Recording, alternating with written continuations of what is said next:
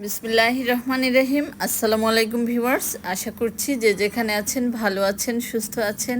Welcome to my channel chef Sharmin. আমরা যত কিছুই খাই না কেন, মাছ ছাড়া কিন্তু আমাদের বাঙালিয়ানা ভাবটা পূর্ণতা পায় না। তো খুবই মজার একটি মাছ নিয়ে চলে আসলাম, বেলে মাছ বা বাইলে মাছ যেটাই বলেন। এই মাছটা কিন্তু খেতে দারুণ মজা। তো ভিডিওতে একটি লাইক দিয়ে শুরু করা যাক পুরো রেসিপিটি। তো মাছটা ভালোভাবে ক্লিন করে নিয়েছি। তো এখন 1 চা চামচ হলুদ গুঁড়া এবং হাফ চা চামচ লবণ দিয়ে মাছটা ভালো করে মেখে নিচ্ছি। তো এভাবে 5 মিনিট ম্যারিনেট করে রাখছি। তো এখন এই বেলে মাছ ভাজার জন্য আমি ফ্রাই প্যানে তেল গরম করে নিচ্ছি।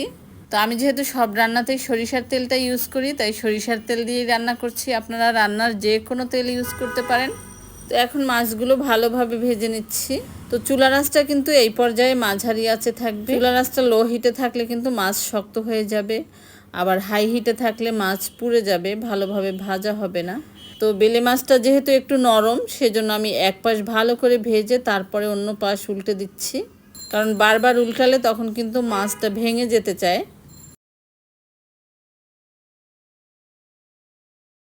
তো এই মাছটা ভাজা হয়ে গিয়েছে, বাকি মাছগুলো আমি একইভাবে ভেজে নিব। তো সব মাছ ভাজা হয়ে গিয়েছে, এখন আমি রান্নার জন্য মশলা কষিয়ে নিচ্ছি। তো একটি কড়াইতে দিয়ে দিচ্ছি 4 টেবিল চামচ সরিষার তেল, দিয়ে দিচ্ছি 1 টেবিল চামচ রসুন বাটা এবং 4 টেবিল চামচ পেঁয়াজ বাটা। তো পেঁয়াজ রসুন বাটায় যেহেতু একটু পানি দেওয়া আছে, একই সাথে দিয়ে দিচ্ছি গুঁড়া মশলাগুলো। তো হলুদ গুঁড়া দিয়ে দিচ্ছি 1 টেবিল চামচ পরিমাণ, মরিচ গুঁড়া দিয়ে দিচ্ছি 1 টেবিল চামচ পরিমাণ এবং দিয়ে দিচ্ছি স্বাদ মতো লবণ। এখন মশলাটা ভালোভাবে কষিয়ে নিচ্ছি এবং অল্প একটু পানি দিয়ে দিচ্ছি এই পর্যায়ে। তো এভাবে অল্প অল্প করে 2 থেকে 3 বার পানি দিয়ে আমি মশলাটা ভালোভাবে কষিয়ে নিচ্ছি। যে কোনো রান্নায় মশলাটা যদি ভালোভাবে কষানো হয় তাহলে কিন্তু রান্নার স্বাদ দ্বিগুণ বেড়ে যায়। তো আপনারা চাইলে এই মশলাটার মধ্যে কিন্তু কাঁচা জিরা গুঁড়া দিয়ে দিতে পারেন বা ভাজা জিরা গুঁড়াও দিতে পারেন। তো মশলা কষানো শেষ, আমি এখন ঝোলের জন্য পানি দিয়ে দিচ্ছি।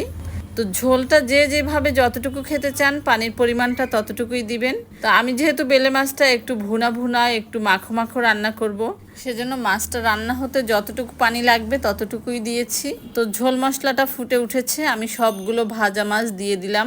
তো এখন ঢেকে রান্না করব 3 মিনিটের মতো। তো 3 মিনিট পরে ঢাকনাটা তুলে আমি কাঁচামরিচ দিয়ে দিচ্ছি।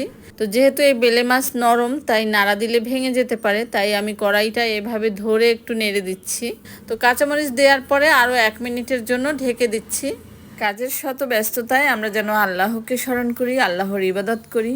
ফরজ যে ইবাদতগুলো আছে সেগুলো যেন বাদ পড়ে না যায়, সেদিকে খেয়াল রাখি। তো রান্না কিন্তু একেবারে শেষ পর্যায়ে, এই পর্যায়ে দিয়ে দিচ্ছি 1 চা চামচ ভাজা জিরার গুঁড়া। তো এখন জিরা দেওয়ার পরে আমি এভাবে একটু নেড়ে দিচ্ছি, নেড়ে এখন ঢেকে দিয়ে চুলাটা বন্ধ করে দিব। তো এই বেলে মাছে একটু ধনিয়া পাতা দিতে পারলে ভালো হতো, যেহেতু আমার কাছে নেই সেজন্য দেইনি। তো তৈরি হয়ে গেল বেলে মাছ, খুবই মজার মাছ। যদি ভিডিওটি ভালো লাগে একটি লাইক দিয়ে সুন্দর সুন্দর কমেন্ট করে আমাকে সাপোর্ট করবেন। আর যদি সময় সুযোগ হয় ভিডিওটি শেয়ার করে দিবেন ফ্রেন্ডস ও ফ্যামিলির সাথে। আর যারা অলরেডি আমাকে সাপোর্ট করছেন এবং এতক্ষণ ভিডিওটি দেখেছেন তাদের সকলকে থ্যাংক ইউ সো মাচ।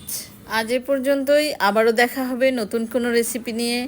সকলে ভালো থাকবেন, সুস্থ থাকবেন। আল্লাহ হাফেজ।